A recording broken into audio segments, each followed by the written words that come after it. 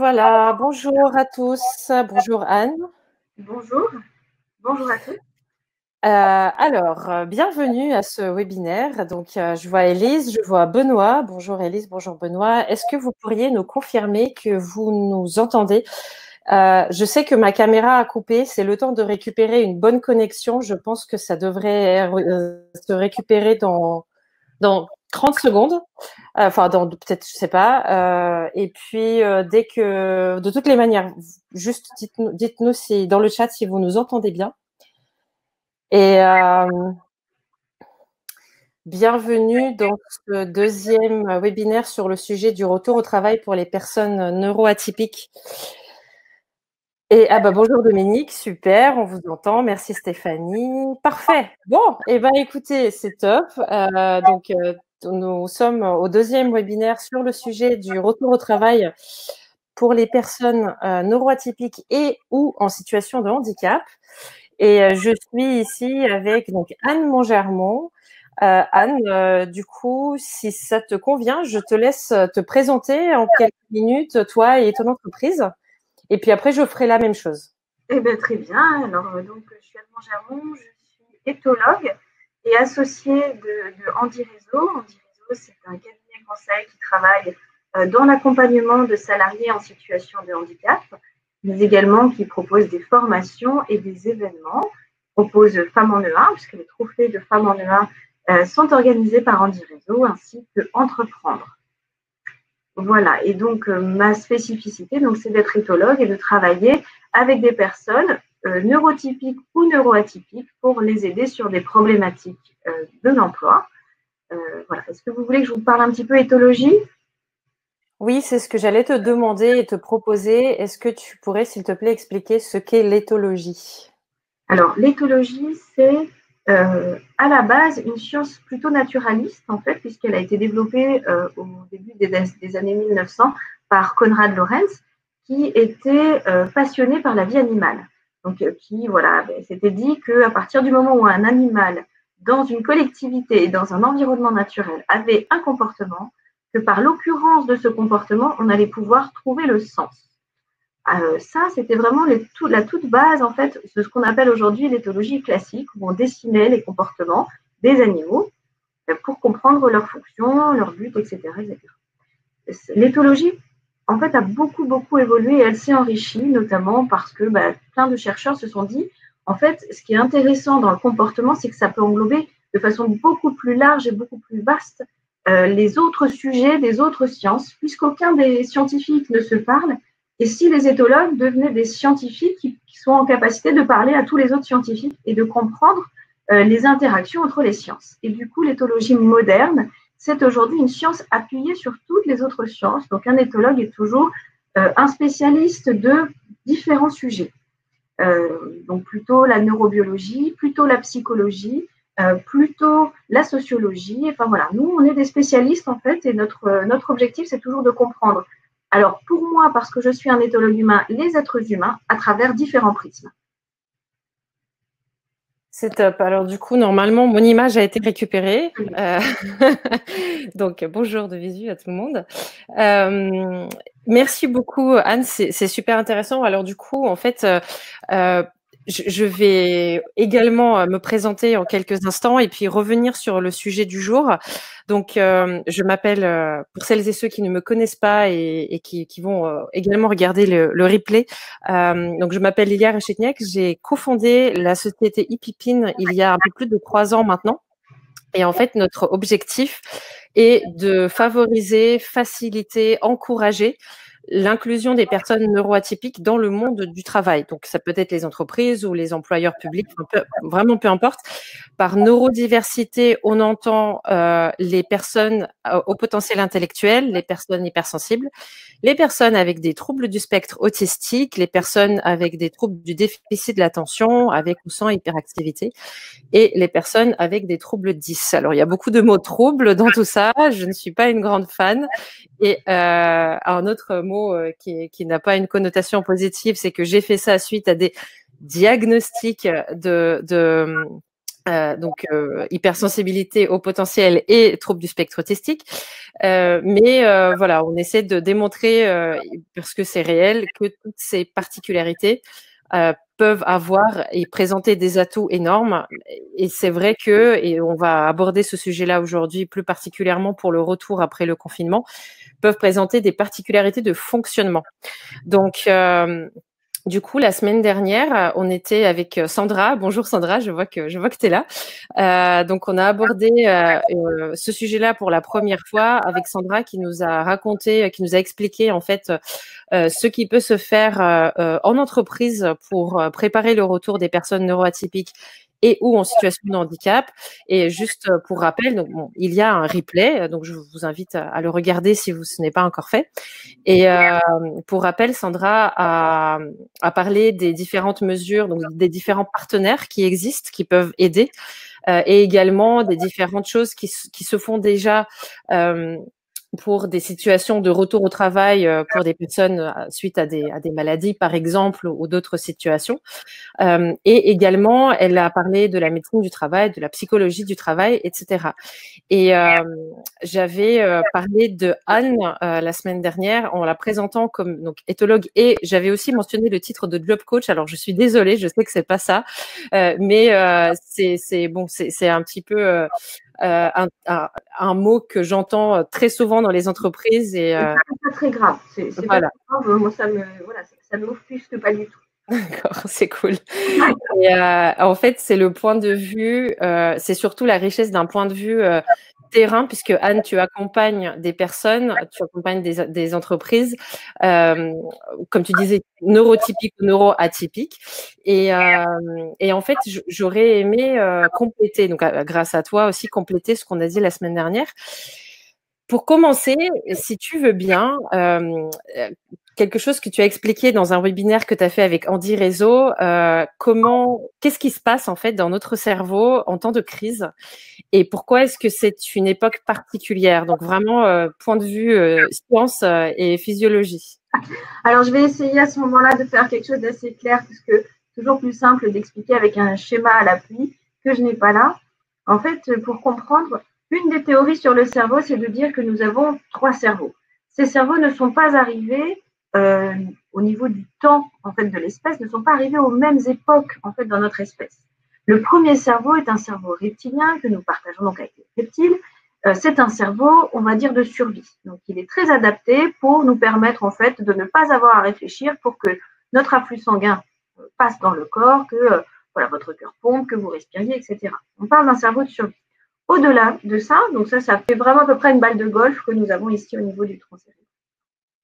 Au-dessus, vous avez ce qu'on appelle le cerveau limbique, ces différents organes. Je ne rentre pas dans les détails. Ce cerveau limbique est dit cerveau émotionnel. Il est dit émotionnel parce que c'est un cerveau qui va en fait nous permettre, nous, d'interagir avec notre environnement. Mais notre environnement, il y a 65 millions d'années, puisqu'il est apparu à ce moment-là. Il y a 65 millions d'années, on était encore chasseurs-cueilleurs. Donc, notre cerveau était plutôt adapté aux situations de stress de type chasse ou cueillette, ou quand il y avait un prédateur, parce qu'à l'époque, nous avions des prédateurs. Donc, c'était vraiment le cerveau qui était prévu pour prendre les clés du camion quand on était en danger ou qu'on se ressentait en danger. Et au-dessus de ça, donc, nous avons un troisième cerveau qui est le néocortex ou cortex, donc le gros cerveau blanc avec les circonvolutions, qui est le cerveau de la planification, de l'adaptation, de la réflexion. Ces 3 cerveaux, en fait, si vous voulez, communiquent les uns avec les autres. Mais on sait qu'il y a une plus forte imbrication entre le cerveau reptilien et le cerveau limbique qu'entre le cerveau limbique et le cerveau néocortex. En gros. Ça veut dire quoi? Ça veut dire que nous sommes aujourd'hui convaincus que c'est notre cerveau cortex qui a la direction des choses, puisque nous cherchons à comprendre tout, à mettre un sens sur ce qui est en train de se passer, etc. Mais pour ça, il faut comprendre que dans nos cerveaux, ce qui est en train en ce moment de se passer, c'est plutôt de l'ordre de la gestion de crise, puisqu'on sait plutôt de l'ordre émotionnel ce qu'on vit. On ressent du stress, on ressent même certaines paniques, ça peut, on ressent de l'anxiété, de l'angoisse, etc. On ressent, c'est donc le cerveau limbique qui est à l'œuvre. Et le cerveau limbique, lui, en fait, c'est pas tellement qu'il a besoin de comprendre les choses. Il a besoin de pouvoir agir. C'est un cerveau d'action. Aujourd'hui, pourquoi on se sent particulièrement stressé? C'est parce qu'on ne peut pas agir. Qu'est-ce que vous voulez faire? contre un virus. À part les gestes barrières, etc. Mais en fait, on ne peut rien faire, on ne peut pas se battre. Donc, tu disais, ça m'avait vachement rassuré ce que tu disais la dernière fois, que c'est normal qu'on n'arrive pas à se discipliner, à s'organiser. Ça, c'était. En fait, là, on rentre dans une phase, et ce que j'expliquais dans les webinaires, c'est de dire nous sommes dans ce qu'on appelle une dissonance cognitive, à savoir, nous avons un cerveau qui est en ébullition, puisqu'il y a beaucoup d'informations qui y transitent. On voit des informations, on entend plein de choses un peu de partout, on ne sait pas trop quoi en faire et ça reste très immatériel, sauf pour ceux qui ont vraiment touché de très près la maladie, hein, je pense aux soignants, etc., qui, eux, ont une vision très claire de ce que c'est. Pour les autres, c'est probablement un petit peu plus abstrait. Et partir de là, donc on a un cerveau qui crée des scénarios, hein, essaie de comprendre et se positionner par rapport à ça, mais ça ne passe pas vraiment par la pensée, ça passe par quelque chose de l'ordre de l'automatisation en fait. Donc, il peut se passer ci, il peut se passer ça, il peut se passer ça, et hop, on commence à faire des scénarios mentaux qui sont extrêmement anxiogènes. En ce moment, votre cerveau de pensée n'a pas suffisamment d'énergie pour fonctionner normalement. Top. Franchement, c'est rassurant. Et du coup, l'aspect du retour au travail, est-ce que, du point de vue justement scientifique du cerveau, etc., est-ce qu'il y aura également des points particuliers qui seront inhabituels pour nous? Qu'est-ce qui va se passer en fait du point de vue de notre physiologie? Qu'est-ce qui va se passer au niveau physiologique, le retour au travail? Alors, je trouve que déjà, moi, il y a plein de choses. Il y a ceux qui sont dans l'habitude de se suradapter, de s'adapter en permanence et qui ont vécu cette période de confinement comme une nouvelle adaptation et donc qui vont plutôt réussir en fait à rapidement retrouver un rythme, retrouver un cadre, etc. Parce qu'une grosse partie des neuroatypiques en fait est sans cesse dans l'adaptation et donc a quand même développé des facultés. Donc il y a déjà ça où je me dis voilà, faut pas noircir le tableau. Il y a des choses qui vont se passer qui vont être très positives. Il y a des choses qui vont être peut-être plus complexes. Je pense beaucoup à ceux qui ont un très très gros besoin de cadre et qui ont très mal vécu cette situation. Alors, très mal vivre, ça veut dire quoi? Beaucoup d'angoisse, beaucoup de stress et une grosse difficulté à mettre des mots sur ce qu'on ressent. C'est aussi pour ça qu'on participe à ces webinaires et qu'on parle. Il est fondamental de comprendre ce que nous vivons en ce moment pour pouvoir l'accepter, parce que ça passera, ça n'ira mieux que parce que nous acceptons ce que nous vivons. Ça ne veut pas dire qu'on est en accord avec, ça veut juste dire on sait ce que c'est. On le nomme, on sait qu'on peut vivre en ce moment des moments d'anxiété. On peut vivre aussi une espèce de fatigue. Alors, il y a des gens chez qui ça ne fera pas de l'anxiété, mais ça fera je suis fatiguée.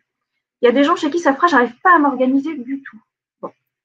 Tout ça, c'est une façon identique de vivre la même chose. En gros, le corps réagit, s'adapte et est en train de trouver un fonctionnement. Et donc, pour ça, prend de l'énergie. Derrière, ça veut dire quoi? Il va y avoir un déconfinement, donc on va attendre des mesures, on va attendre un cadre. Ce cadre-là, je ne sais pas dire pour l'instant comment il va être et qu'est-ce qu'il va être. Pour l'instant, on l'anticipe tous de la même façon, on attend. Néanmoins, on se dit que ça ne va pas être pour moi la même chose. Si on a été touché par la maladie ou si on l'a vu. Donc, si on commence à avoir peur des relations sociales ou encore plus peur. Et ça, il va falloir, je pense, prendre le temps d'en parler. Et puis, ça ne va pas être la même chose si on ne l'a pas vécu, si on est juste resté de façon très immatérielle dans des grosses peurs. Parce qu'on va avoir peur, mais ça ne va pas être une peur, vous savez, matérielle, quelque chose où on peut dire j'ai peur, mais parce que je sais ce que c'est. Quand on a eu un accident de voiture, on a peur de revivre ça parce qu'on a bien conscience de ce qui s'est passé. Juste la peur sans avoir eu l'expérience est beaucoup plus importante parce qu'elle fait appel à des schémas mentaux. Ces schémas mentaux peuvent être jusqu'à l'implosion du monde, hein, ça peut aller très loin. Voilà, donc par rapport à ça, moi je pense que dans le discours, je ne sais pas si ça peut aider, mais la première des choses, ça va être de prendre bien le temps de comprendre ce qu'on a vécu et du coup ce qui risque de se passer collectivement, sachant qu'il n'y aura pas une réaction collective, mais il y aura différentes réactions. Oui, ça c'est assez précieux. Alors il y a Patrick qui pose une question, mais j'ai envie de la laisser pour un tout petit peu plus tard. Patrick, je la marque avec un point rouge. Donc ne t'inquiète pas, on y reviendra. Bonjour Jérôme, il n'y a pas de souci. Alors c'est très très bien ce que tu dis. Enfin moi ça me ça me paraît super intéressant et très pertinent du point de vue de justement aujourd'hui, notre gouvernement, les gens, etc., parlent de il va falloir relancer l'économie.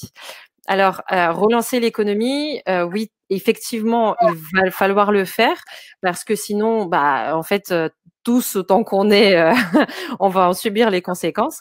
Maintenant, il y a pour moi 2 aspects, que je retrouve un peu dans ce que tu dis. Premièrement, un aspect, temporel, si je peux m'exprimer comme ça, où en fait, ça prendra du temps, ne serait-ce que pour digérer ce que tu viens d'expliquer, et aussi parce que certains vont le digérer plus vite que d'autres, etc.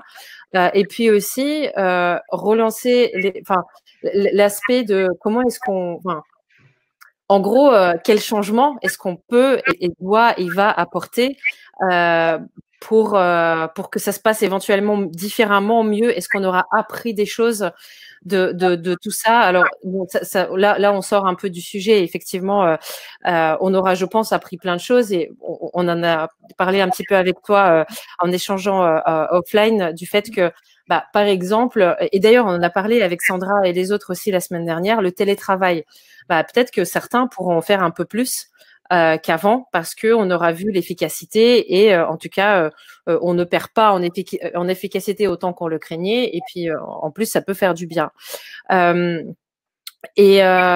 donc voilà, bon, ça, c'est des aspects qui vont être différents d'un métier à l'autre, d'une personne à l'autre, d'une entreprise à une autre aussi.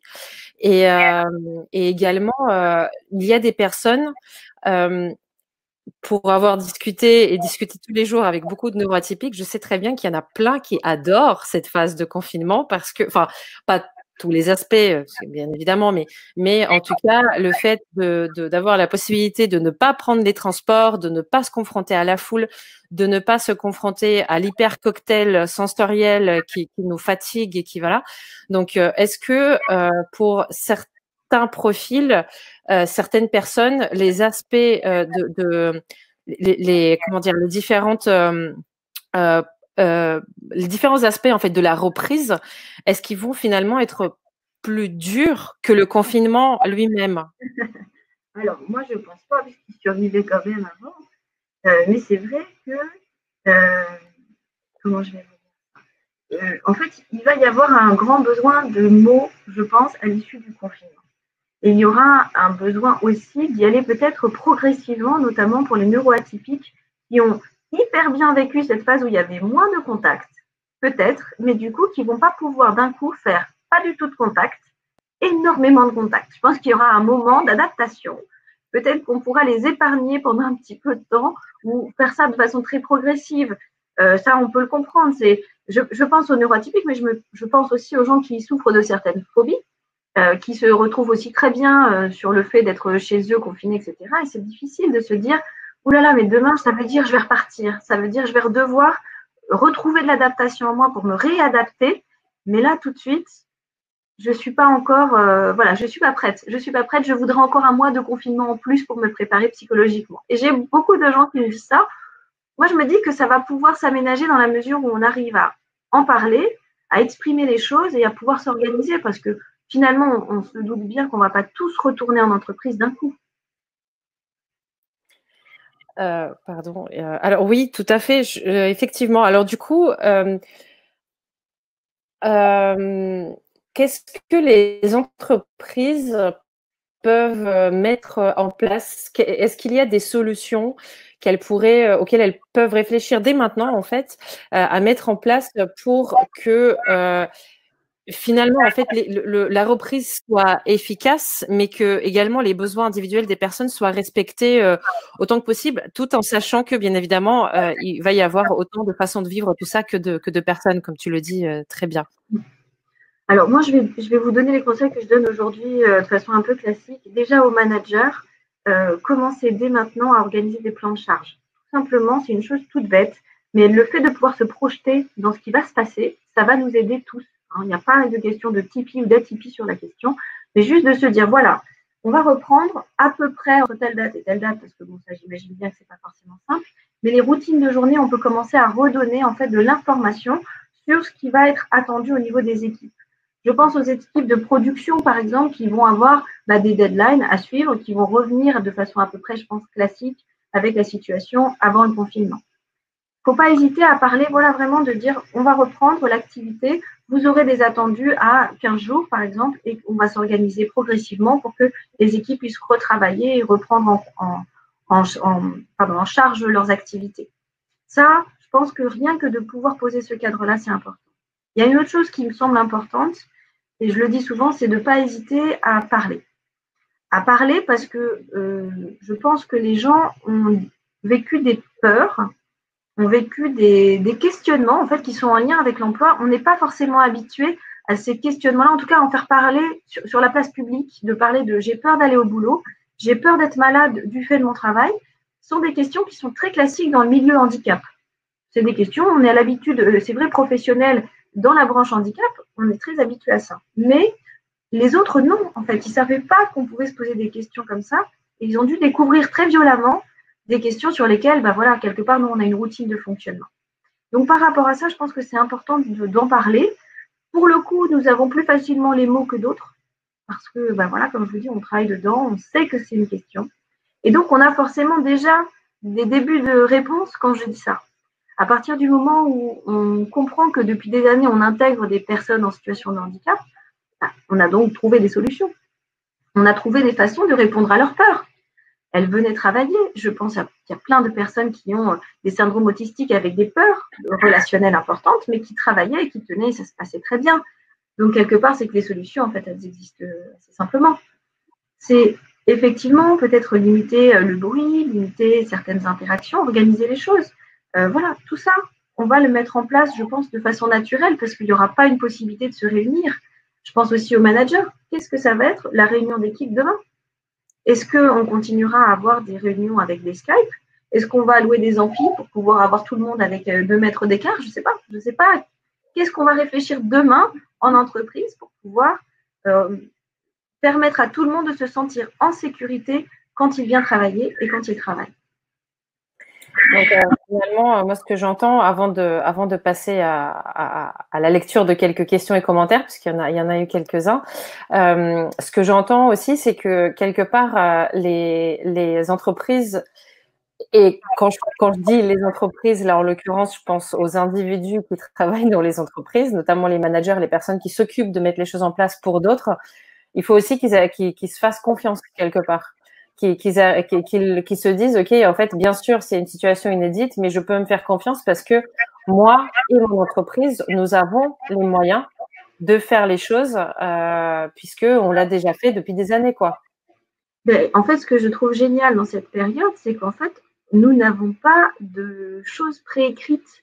C'est à nous un peu d'écrire là ce qui doit se passer. Et pour ça, on est obligé de s'appuyer aussi sur les besoins humains. Et pour moi, la société, là, elle a compris quelque chose d'essentiel.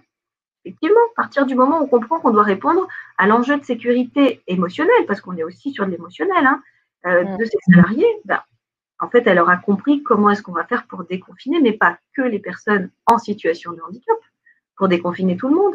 La maman de famille qui a peur de choper le coronavirus en allant travailler, pour moi, elle a la même peur que quelqu'un qui va avoir une maladie chronique et qui va avoir peur d'être malade. Il y a des enjeux de mort. Alors oui, certains vont dire oui, mais statistiquement, etc. Mais la peur, c'est la même. On a peur. Voilà. Donc, comprendre ça, c'est comprendre qu'on vit tous un peu la même chose et on a des moyens. On a des moyens. Ça fait des années qu'on travaille à l'adaptation dans l'entreprise, permettre aux entreprises de se dire, je remets l'humain au centre et je lui apporte un message simple et clair. Et je fais attention à lui. Voilà. Je pense que ça va passer par ça, moi, par un manager qui va être à l'écoute de ses propres peurs parce que on est manager, mais on a peur aussi. On est tous aussi, vous voyez, on n'est pas différents les uns des autres. Donc voilà, je me dis, le manager qui va accepter lui-même de ne pas forcément savoir, on n'est pas sachant tout le temps, surtout dans des situations inédites, et qui va pouvoir co-construire en fait avec les besoins spécifiques de ses équipes. Il y a deux choses. Une question qui aussi reprend un peu ce que Patrick vient d'écrire et un commentaire. En fait, le commentaire, parce que tu me connais, ça me tient énormément à cœur de prendre conscience et d'aller dans le sens de l'apprentissage en fait sur nos pratiques et que chaque situation peut vraiment nous enseigner beaucoup de choses et cette belle conception de la conception universelle que je trouve formidable et qui pourrait en fait en se basant sur des exemples précis dus à une situation très particulière, étendre des pratiques à tout un chacun et finalement faire du bien au monde entier, quoi. J'espère fortement qu'effectivement, et je sais qu'il y a énormément de gens, et en tout cas tout le monde en parle, du fait qu'il va falloir reprendre différemment. Et le questionnement qui est un petit peu le même que celui de Patrick, qui dit, n'y a-t-il pas un risque, une fois le déconfinement entamé, de vouloir revenir aux pratiques antérieures au confinement?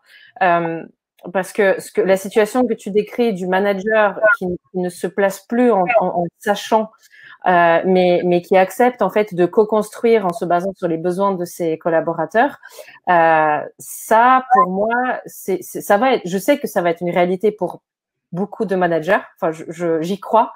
J'ai vraiment cette foi-là et je pense que toi aussi. Et sinon, on ferait pas nos métiers. Mais ça ne va pas être la réalité pour tout le monde. Et voilà. Enfin, moi là, ce questionnement-là, j'aurais tendance à répondre en fait que le monde ne va pas changer juste parce qu'il y a eu 2 mois de confinement. Le monde ne va pas changer juste parce qu'il y a eu cette crise, donc pas d'un coup. Mais ça ne veut pas dire qu'il n'y aura pas de changement. Donc, en fait, il ne s'agit pas ici de réfléchir en termes d'extrême. Est-ce que tout va être comme avant ou est-ce que tout sera différent? C'est la fameuse nuance qu'on aime bien apporter, où en fait, il y aura un cheminement entre les deux, où il y aura, certains ont dit dans d'autres webinaires que, en fait, il y aura un fossé plus grand entre le manager bienveillant qui a cette intelligence relationnelle, émotionnelle, etc., et celui qui encore est trop attaché à son ego et va vouloir régner quelque part. Le directeur, c'est pareil, etc. Bon, voilà, je ne sais pas ce que tu en penses de ce que je viens de dire, Anne. Je suis tout à fait d'accord. C'est-à-dire que moi, je ne pense pas qu'on puisse imaginer qu'il va y avoir un monde complètement différent après, puisque globalement, les choses resteront assez similaires à ce qu'on connaissait avant. Ça n'a pas changé structurellement. Par contre, nous avons tous vécu quelque chose d'un peu différent. Et c'est là où je me dis, moi, j'ai plutôt confiance sur le fait que des choses, même pas forcément énormes, vont changer parce qu'il y a quelque chose de l'ordre de l'humain là qui a été affecté. Je pense qu'on a tous vécu un traumatisme collectif. Malgré tout, on a vécu un moment de choc. Ça ne veut pas dire que ce choc, dans 5 ans, on en aura des conséquences et qu'il restera quelque chose de tout ça. Et en ça où je me dis, les enjeux économiques resteront des enjeux économiques. Il y aura toujours des gens qui vont mettre la pression, etc., etc. Je veux dire, les humains, la personne reste la personne. Mais on va peut-être avoir une prise de conscience quand même aujourd'hui un petit peu différente. Il y a une chose qui me vient sur ce qui est en train d'évoluer. Regardez le regard qu'on est en train de porter sur les équipes médicales aujourd'hui. C'est tout bête, mais je me dis, ça montre bien qu'il y a quelque chose qui est en train, enfin, on touche du doigt quelque chose, on se dit, oui, on en a quand même vraiment besoin. Les équipes qui ont nettoyé, les équipes sanitaires, nos chauffeurs de bus qui ont continué à bosser pendant tout ça avec la peur au ventre parfois. Hein. Et bon, heureusement, il y a tout qui s'est mis en place pour les protéger, etc. Mais vous voyez, il y a plein de choses où je me suis dit, moi, je pense qu'il va y avoir des petits changements. Il n'y aura pas un gros changement, il y aura plein de petits trucs. Et c'est ces petites choses-là où je me dis, en fait, ça va être notre responsabilité à tous individuels d'amener à la conscience collective quelque chose. Ouais, exactement. Je suis d'accord. C'est vrai que c'est souvent, de toutes les manières, les petits changements qui font que les grosses choses commencent à bouger aussi, parce qu'au bout d'un moment, si toutes les fondations changent, effectivement, on en parlait aussi. Alors, les métiers qu'on a tendance à dénigrer un petit peu. Et d'ailleurs, je lisais un article où on parlait du fait que la rémunération de ces métiers-là, par exemple, les éboueurs, les équipes de nettoyage, les employés de grande surface, les infirmiers, infirmières, etc., que leur rémunération est inversement proportionnelle à leur utilité sociale. Ouais. Et du coup, si ça peut changer, effectivement, je pense que les profs aussi, enfin bon, les profs ont été n'ont pas autant travaillé ni de la même manière, ni ont pris les mêmes risques que maintenant, mais pareil, enfin les profs rentrent pour moi dans cette catégorie où leur rémunération n'est pas suffisante par rapport à leur utilité sociale.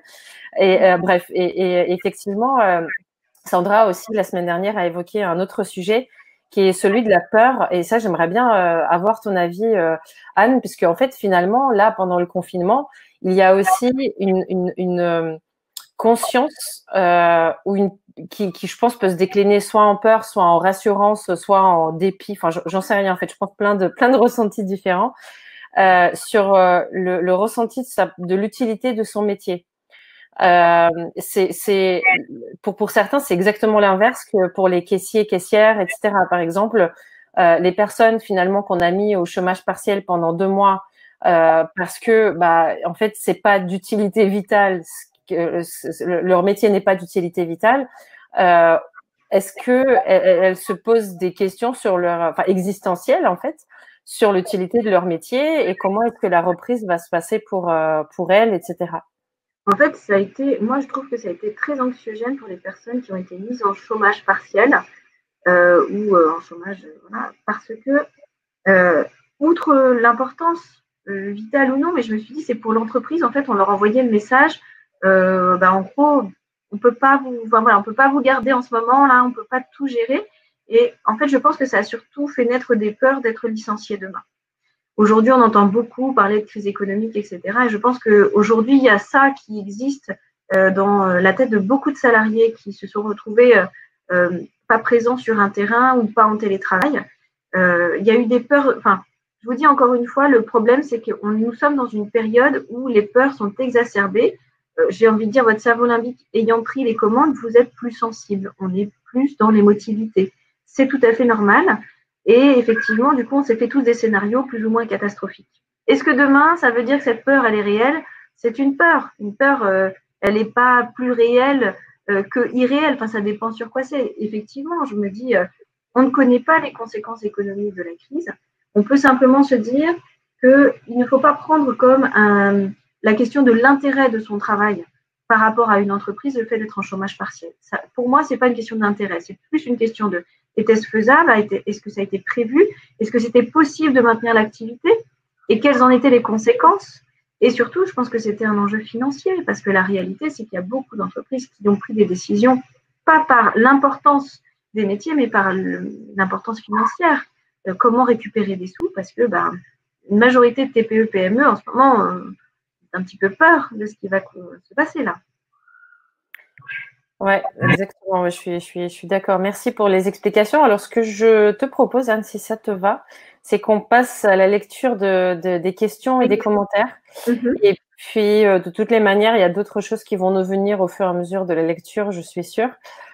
Alors, Patrick qui demandait tout à l'heure, l'acceptation des événements passe-t-elle par les phases décrites par Elisabeth Kubler-Ross? Je ne sais pas si ça te parle, Anne. En fait, c'est les étapes de deuil. Ah oui. On passe forcément par ces étapes de deuil.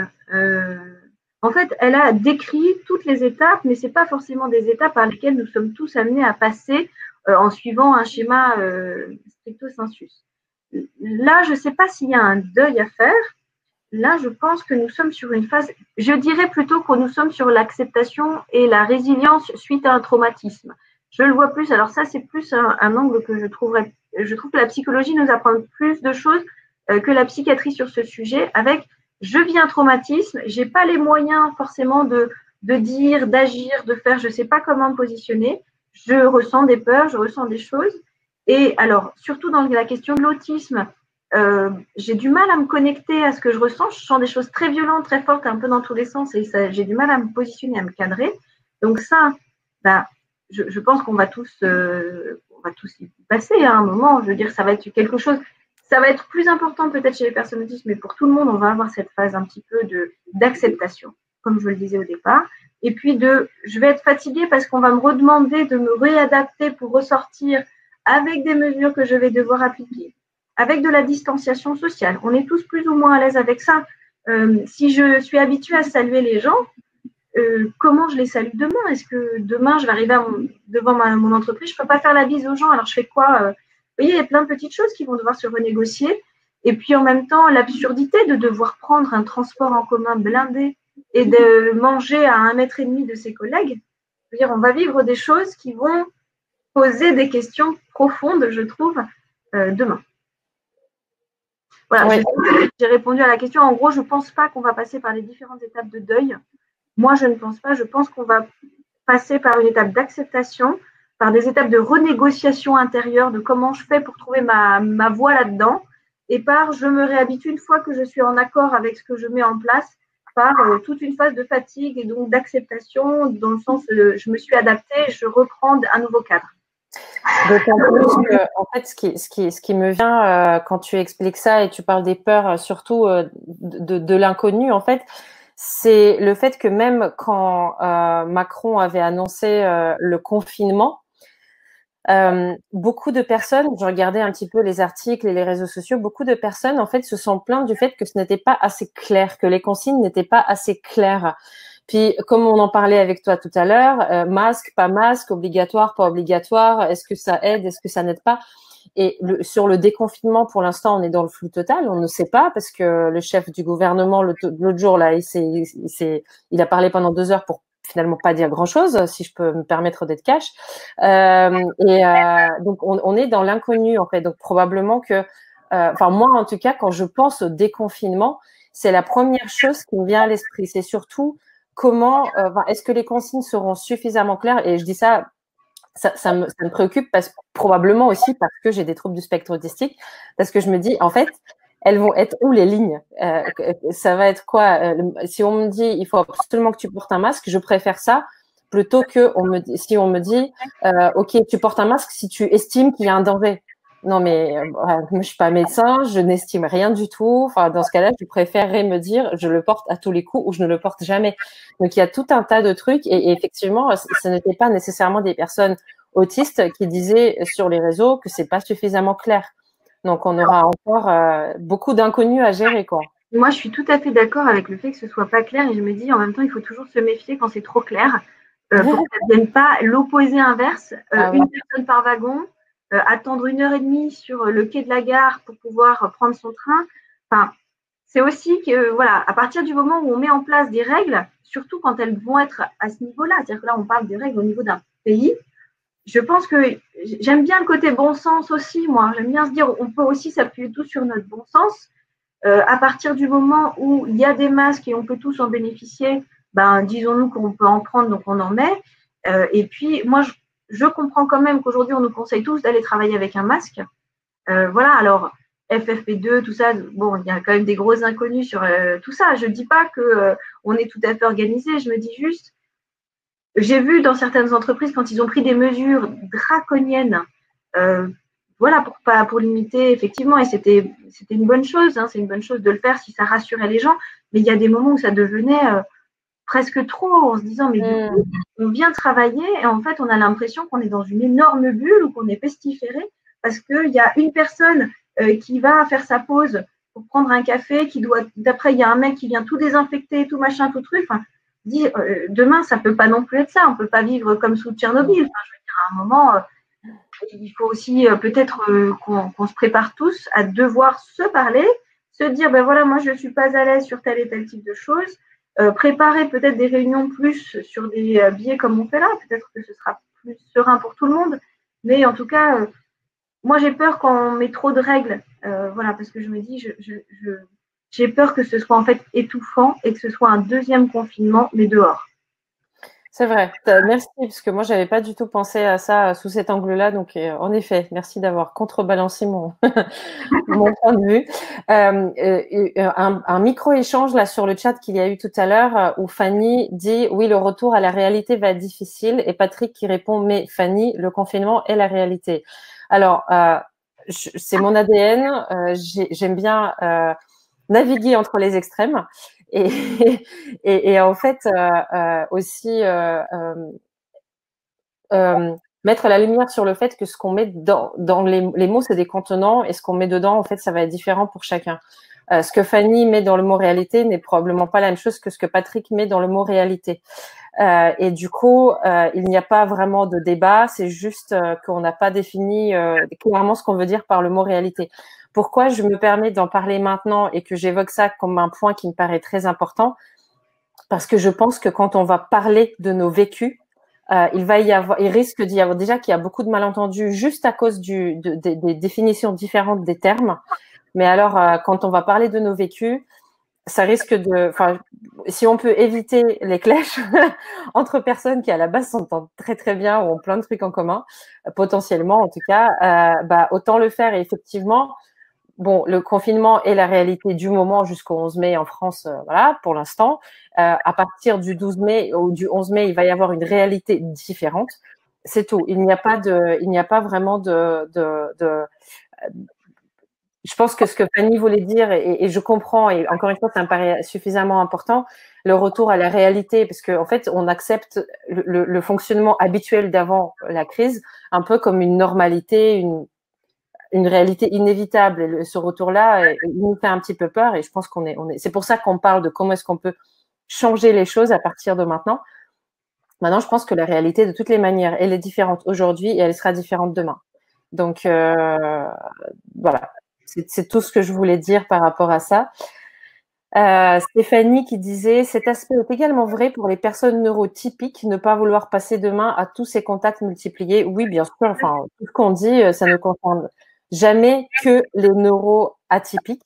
C'est toujours étendu, sauf cas très précis, bien évidemment, et bien sûr, exemple individuel, mais bien sûr. Alors, c'est pour ça que je ne sais plus dans quel webinaire, mais j'avais plutôt fait la distinction entre introverti, extraverti, dans le sens de quoi est-ce qu'on a besoin pour se ressourcer.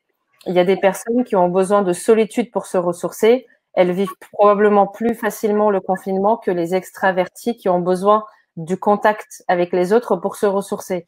Anne, je parle sous ton contrôle, hein, tu reprends. Je te vois pour l'instant hocher, donc hocher la tête, ça me rassure.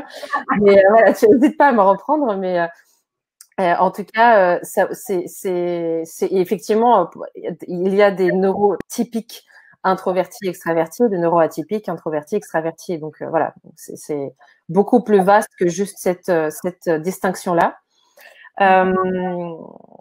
Alors Laetitia qui disait que le confinement était comme une bulle, j'étais à mon rythme. Donc en effet, comment faire pour respecter mes besoins, me rassurer à la reprise. Alors Laetitia, vous n'êtes pas la première. Effectivement, je discutais avec une amie et je t'en parlais, Anne, tout à l'heure, qui a très peur de la reprise. Elle a très peur des transports.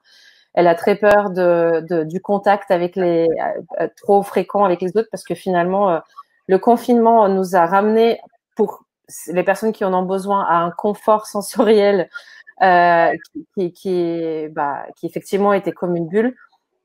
Avoir encore une fois, suivant les métiers, les possibilités, les entreprises, s'il n'y a pas une possibilité de demander un peu plus de télétravail, d'appuyer un peu ça par le fait que, non seulement par les 2 mois qui viennent de s'écouler, mais aussi par le besoin.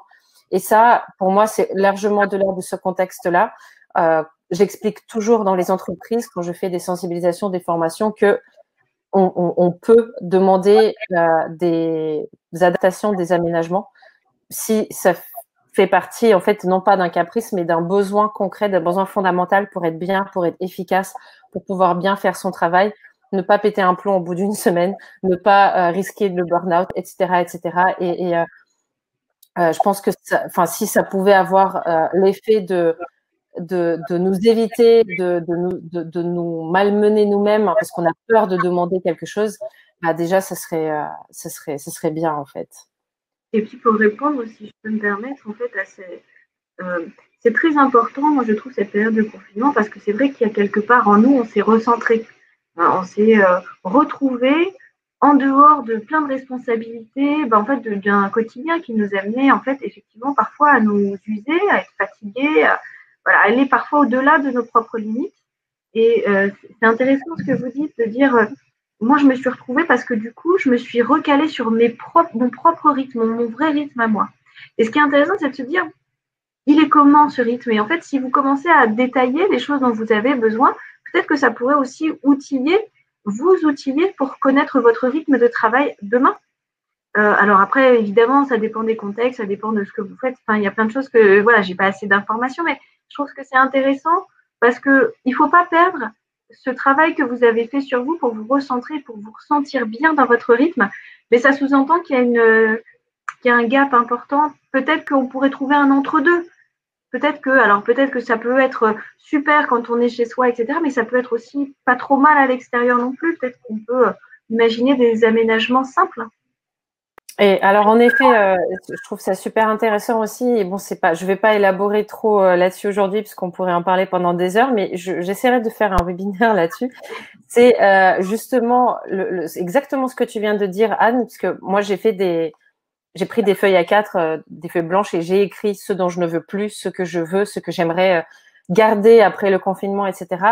Et peut-être qu'on pourrait effectivement en profiter pour non seulement prendre conscience du gap parfois qui existe potentiellement entre le quotidien qu'on s'impose hors confinement et notre rythme naturel, comme tu viens d'expliquer. Et du coup, exactement, qu'est-ce qu'on peut faire en fait? Je pense que ça serait un sujet super intéressant.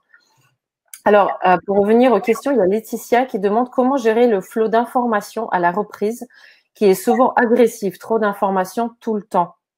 Alors moi, je conseille tout le temps, essayez de limiter les interactions avec tout ce qui est vidéo, toute la télé, les ordi, etc. Je ne dis pas que c'est pas intéressant, je dis juste c'est extrêmement anxiogène. Et surtout, en fait, quelque part, ça manque de profondeur. Moi, je privilégie les presses écrites en ce moment. Je trouve que c'est plus factuel et surtout, vous restez aux commandes. C'est pas votre cerveau limbique là qui s'exprime, c'est votre néocortex qui lit et décortique une information. L'image mentale est une image imaginaire, mais que vous pouvez complètement maîtriser. Donc moi, je vous dirais, alors vraiment, et je le fais moi-même, ne regardez pas la télévision, ne regardez pas des vidéos, vous lisez la presse écrite continue de fonctionner. Il y a des articles très intéressants, et notamment dans le monde entier, parce que n'oublions pas que nous ne sommes pas les seuls à vivre ce que nous vivons, et que des pays sont en train de mettre en place des stratégies qui me semblent fondamentales et hyper intéressantes. On aura le temps de développer à un autre moment, j'imagine, mais voilà. Enfin, il y a des solutions aujourd'hui qui commencent à se mettre en place, et je trouve que ça donne aussi des messages plus, quelque part, qui sont beaucoup plus rassurants, en fait. Exactement. Alors c'est vrai qu'en plus, la mise en perspective avec les autres pays, c'est aussi un point super important et très très intéressant. Et juste micro parenthèse de mon expérience personnelle. Alors je suis ukrainienne, j'ai vécu donc 15 ans en Ukraine. Je suis bien évidemment au contact de ma famille en Ukraine et j'ai des amis un petit peu partout. Et bon voilà, je regarde un peu comment ça se passe dans plein de pays. Je suis heureusement pas la seule à le faire, bien sûr, mais du coup, en fait, je prends conscience à quel point en France, la situation reste, toute proportion gardée, et il y a plein de gens en difficulté, mais reste privilégiée par rapport à d'autres pays où clairement la crise, ça voulait dire direct perte du travail, situation extrêmement précaire. Pourtant, c'est des pays où la technologie est tout aussi présente, etc. Donc voilà, ça ne veut pas dire oublier le fait que ça puisse être difficile pour nous, mais mettre en perspective, ça peut être assez intéressant et très utile, je pense. Alors Dominique qui disait, n'oublions pas que la mise au chômage partiel est pour éviter les licenciements dits secs. Oui, oui, tout à fait. Tout à fait. Alors, j'essaie de regarder s'il y a des questions. Patrick qui demande si le danger est réel ou non. En fait, dans le vécu, si on doit répondre juste au niveau du cerveau, que vous ayez peur qu'un astéroïde s'écrase sur la Terre ou que vous ayez un virus, c'est la même chose. Si vous ressentez, votre cerveau appliquera la même chose. Pour autant, c'est pour ça que c'est toujours difficile de catégoriser une peur. Elle est réelle dans le vécu du corps, elle est réelle dans ce qu'on ressent. Voilà. Après, c'est pour ça que je dis, il faut aussi commencer à essayer d'amener de l'information rationnelle en lisant les choses et en se renseignant. Et puis surtout, soit en mettant en place un propre plan de bataille contre un virus. Nous pouvons faire des choses. Il y a des choses qui me paraissent hyper intéressantes, les gestes barrières, etc. Et se parler et en parler, exprimer ce qu'on ressent au fond de soi. Un autre aspect, et encore une fois, ça ne touche pas trop au sujet d'aujourd'hui, donc je vais juste le dire entre parenthèses, mais je trouve qu'on n'aborde vraiment pas assez la façon dont on peut prévenir prévenir des problèmes de santé en prenant soin de notre santé de façon régulière, habituelle, ne pas attendre qu'il y ait une menace de virus pour commencer à prendre de la vitamine C, par exemple. Et voilà, en fait, ça c'est du domaine de la santé médicale, etc. et on n'en parle pas assez. Moi, je n'ai pas la légitimité. Je sais que je fais plein de trucs, mais j'ai aucune légitimité médicale à en parler. J'ai prévu de faire un webinaire sur ce thème-là. Un de ces quatre, bon, les webinaires, du coup, ils vont s'étaler sur beaucoup plus de temps que ce que j'avais prévu à la base, mais c'est très bien. Mais bon, voilà, parenthèse refermée. Jérôme qui disait… Je peux aller un peu plus loin parce que tu disais aussi qu'on ne prend pas assez soin de sa santé émotionnelle et que moi, c'est génial en ce moment parce qu'on est en train de lever un tabou, quelque chose dont on parlait, enfin, c'était pas bien d'en parler avant en entreprise, du fait qu'il y avait des peurs. Et aujourd'hui, c'est un sujet central. Et bien moi, je trouve ça génial. Vraiment, je trouve que c'est super parce qu'on ne prend pas assez soin, chacun, de notre propre vie émotionnelle. Et je trouve que là, dans ces moments, en fait, on se rend compte que c'est ça. La différence entre deux personnes, ceux qui vont bien vivre et mal vivre le confinement, c'est la santé émotionnelle.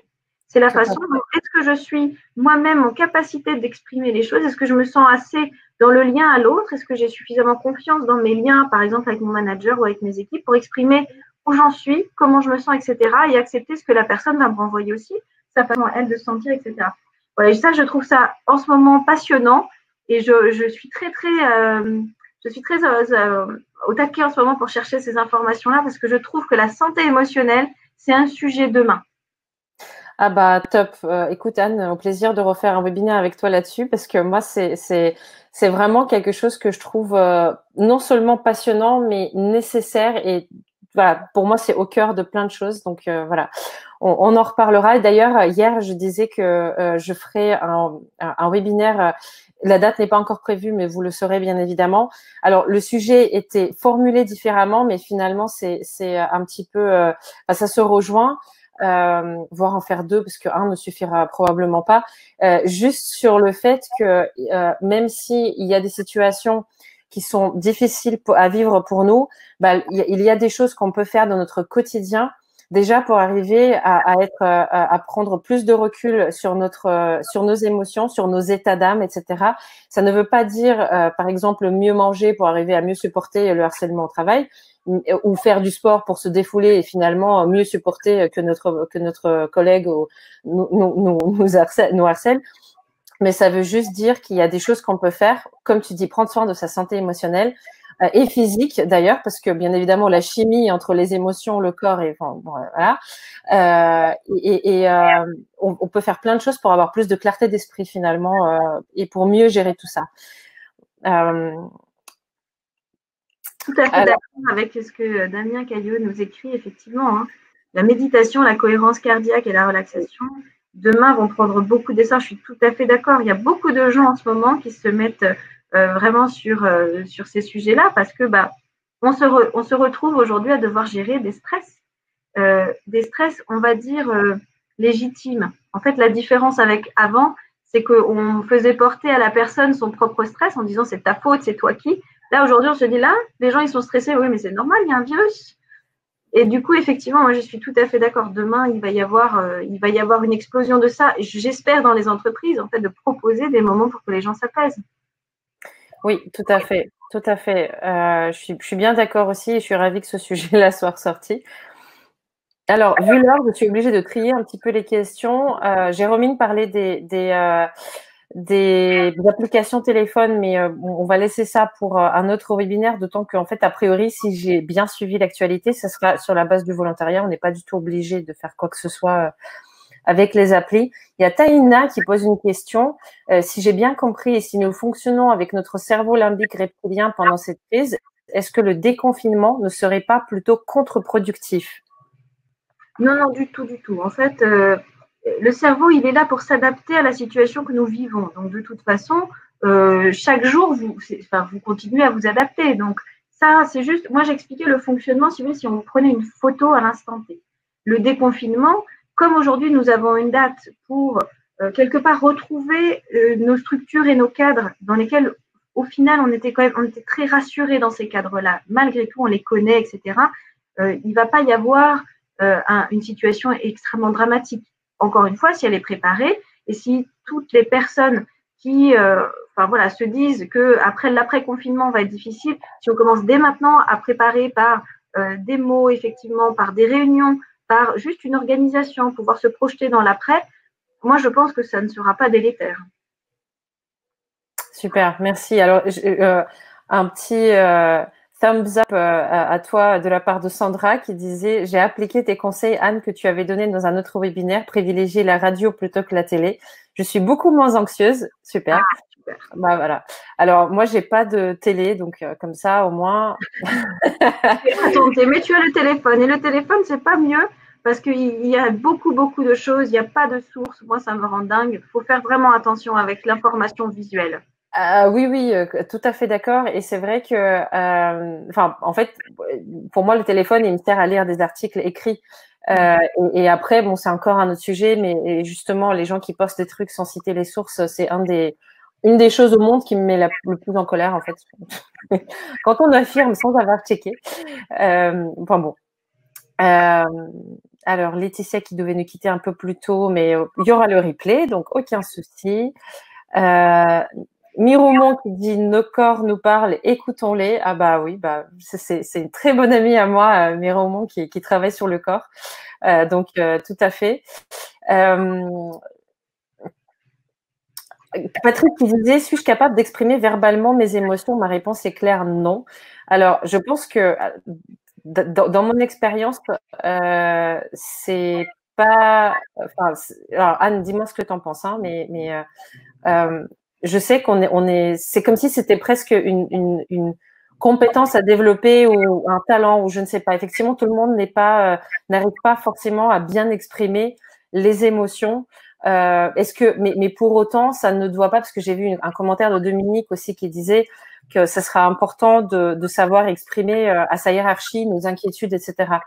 Et oui, mais le fait de ne pas avoir entre guillemets cette compétence de bien mettre les mots sur ses émotions, ça ne doit pas nous priver d'arriver à communiquer, puisque ça va être important pour notre quotidien à partir du déconfinement. Donc, est-ce que tu as un conseil ou quelque chose à dire sur ça? Moi, je dis souvent aux gens qu'il ne faut pas non plus aller chercher des choses trop fines et trop précises. Parfois, quand on a des difficultés à nommer ses émotions, on sait dire elles sont positives ou elles sont négatives. C'est bien ou c'est pas bien, j'aime pas. Ça, c'est une compétence que nous avons globalement tous. Et quand on n'aime pas, moi, je dis toujours, mettez juste votre attention sur qu'est-ce qui pourrait vous permettre de vous sentir un peu mieux. Il y a plein de petites astuces que je donne aux gens. Par exemple, si vous mettez un pull sur vos épaules, alors oui, en termes de mode, je ne sais pas ce que ça vaut, tout ça, c'est pas le sujet. C'est une chose toute simple, vous vous sentirez un peu rassuré. Votre corps est prévu biologiquement pour intégrer ça comme une protection. Voilà. On peut aussi, quand on est un peu plus en phase avec de la visualisation, se faire des visualisations de bulles autour de soi. Ça ne va traiter que l'aspect émotionnel d'un manque de sécurité. Maintenant, pour répondre si on a besoin ou pas d'aller aux profondeurs pour raconter ses émotions, etc., et ce qu'on ressent, non, je pense même pas que on soit tous en capacité de faire ça. Simplement, on sait plus ou moins dire ça me va ou ça me va pas. Oui, bah super. Effectivement, ça ramène finalement tout ça à quelque chose de beaucoup plus simple que que le schéma qu'on peut s'en construire en y réfléchissant. Et du coup, c'est plus facile à appréhender. Il y a Benoît, donc on arrive au bout de la liste des questions et des commentaires, donc c'est top. Mais Benoît qui dit quelque chose de très intéressant. J'ai beaucoup de mal à comprendre pourquoi si peu de gens ne peuvent pas même comprendre des raisonnements mathématiques probabilistes, une vision statistique des choses permet de garder le contrôle. Alors Anne, moi la réaction qui m'est venue en lisant ça, c'est que tout le monde n'est pas forcément rassuré par les mêmes aspects des choses. Donc, il y en a qui vont être rassurés par des stats, des chiffres, etc. D'autres par d'autres aspects. Ou est-ce que c'est fait pour rassurer tout le monde et qu'on ne le fait pas assez? Parce que finalement, j'ai pas spécialement la réponse. Là-dessus, je vais vous dire que ça va dépendre vraiment des gens. Il y a des gens qui vont être très dans l'aspect logique, mathématique des choses et très rationnel. Il y a des gens qui vont être peut-être, si on doit opposer, il y aura une gamme entre, mais en fait, si on va à l'opposé, beaucoup plus dans l'aspect émotionnel, dans le ressenti, etc. La personne qui va être beaucoup plus connectée à son ressenti aura beaucoup plus de difficultés de pouvoir se satisfaire d'un aspect logique. pour une raison simple, c'est qu'on ne se parle pas le même langage. Quand on est très rationnel, il y a des gens qui sont vraiment de nature très rationnelle, très cartésienne, et qui arrivent à structurer les choses autour de ça. Et effectivement, l'aspect statistique, l'organisation des choses, en fait, pour elles, vont être très simples, en fait, très détaillées dans leur tête. Pour moi, c'est l'aspect, je vais vous donner un exemple de ceux qui vont aller s'intéresser à l'espace. Il va y avoir des gens que ça va angoisser, la notion d'espace. Ça va les angoisser parce que c'est immense, parce que ça paraît non maîtrisable. Et d'autres personnes que ça va presque rassurer parce qu'elles vont se dire c'est organisé comme ça, elles vont avoir un schéma clair en tête. Voilà. On parle de la même chose, d'un sujet identique. La façon de le vivre va être complètement différente en fonction des gens. Merci beaucoup, parce que c'est vrai que je me suis posé la question, du coup, est-ce que je devrais moi aussi aller voir plus de statistiques? Mais finalement, c'est vraiment différent d'une personne à l'autre et c'est… mais du coup, ça ramène quand même à l'importance d'aller chercher ce qui va nous rassurer. Tout à fait. Et ça, c'est… Merci Benoît, du coup, de mettre l'accent sur cet aspect-là, parce que c'est… si notre entourage est très rassuré par les stats, par exemple, alors que nous, on a plutôt besoin d'avoir une rassurance émotionnelle, bah, il faut qu'on aille la chercher. Et j'insiste un peu là-dessus parce que bon, c'est un peu ma patte aussi, que chacun va être différent et on ne doit pas se culpabiliser parce qu'on ne réagit pas aux mêmes stimuli ou aux mêmes informations que les autres. Par contre, ce qu'on peut aussi en dire, c'est il y a une chose qui me paraît hyper intéressante, c'est toujours se raccrocher aux faits. Malgré tout, je pense que ça rassure pour le coup un peu tout le monde d'avoir des faits concrets, de ne pas être dans les discours ambiants, mais vraiment d'avoir du fait. Et ça, voilà, c'est ce que m'évoque la réaction de Benoît Merkelbach. Donc, merci beaucoup, parce qu'effectivement, je pense qu'on ne l'a pas assez dit. Se raccrocher à des faits, ça permet aussi de pouvoir avoir une image mentale en réalité, enfin, en cohérence avec la réalité. Tout à fait. Bah, du coup, pour terminer, puisque l'heure tourne, mais effectivement, Jérôme qui dit ce qui me rassure, c'est le discours écologique. Alors, un autre aspect encore. Effectivement, les tortues qui pondent, alors les animaux sauvages qu'on commence à voir dans les rues des villes, etc. Là où je suis, il y a un nombre de chants d'oiseaux différents et d'insectes aussi. Alors, je veux bien les oiseaux, les insectes, bon, ça me dérange un peu plus, mais je reconnais la nature qui reprend ses droits et c'est vrai que c'est vraiment merveilleux. Donc, je comprends aussi que ce soit un aspect qui puisse être extrêmement rassurant pour les gens. Merci beaucoup, Anne, pour ce webinaire qui était passionnant. Merci à tous les participants. Merci pour vos interventions. Le replay sera disponible, alors je pense cet après-midi ou demain. Donc voilà, je vais le poster bien évidemment sur notre chaîne YouTube et on va le poster sur tous les réseaux sociaux. Donc à très vite. Pour celles et ceux, juste au cas où, qui étaient inscrits pour le webinaire de ce soir, j'ai dû le reporter. Donc une nouvelle date sera proposée plus tard, mais j'ai envoyé un mail. Donc normalement vous l'avez reçu et rendez-vous la semaine prochaine pour la suite des infos. Merci encore Anne, merci à Andy Réseau, merci Dom et à très vite. À bientôt, au revoir. Au revoir.